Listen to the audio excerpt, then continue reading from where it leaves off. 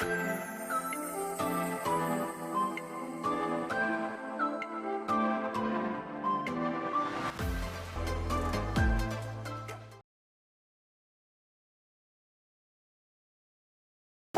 nama saya Nivarianti Dewi, saya dari Ilmu Komunikasi semester 5. Yang pertama, saya tuh tertarik ikut PMM ini karena saya ingin mencari pengalaman nih untuk gimana sih cara kita belajar di kampus yang berbeda. Kemudian motivasi saya memilih Gorontalo karena yang pertama itu lokasi SKS atau konversi matkulnya itu lebih banyak bisa dikonversi di Gorontalo. Selain itu, saya juga melihat nih dari kebudayaannya, dari keindahan alamnya, itu tuh Gorontalo lebih menarik untuk lebih dieksplor seperti itu. Yang pastinya kunci kita cepat bersosialisasi itu, kita tuh harus menyamakan dengan mereka nih, jangan ada yang ke atas atau ke yang ke bawah, pokoknya sama aja. Terus untuk kendalanya biasanya tuh terkait bahasa, jadi kita gunakan aja bahasa Indonesia, cara bertutur kata yang baik, terus tetap menjaga sopan santun kayak gitu.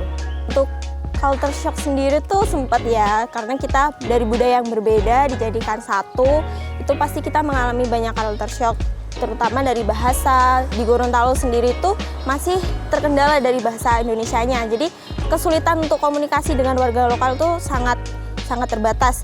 Kemudian untuk gimana cara kita mengatasinya, ya mau nggak mau, suka nggak suka, kita harus belajar dari bahasa Gorontalo tersebut.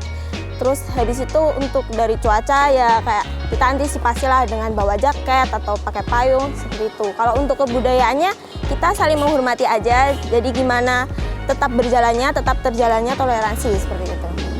Untuk dari pengalaman unik sendiri nih di Gorontalo itu ada, jadi kan Gorontalo itu terkenal dengan kultur Islamnya. Jadi gimana proses Islam masuk ke Nusantara, contohnya lewat dari Gorontalo itu kita bisa terlihat dari kebudayaannya, mulai dari pernikahannya, terus ada juga waktu Maulid Nabi seperti itu, terus ada hari-hari besar juga, itu sangat terlihat di Gorontalo karena mereka sangat menjaga dari kebudayaan di Gorontalo tersendiri.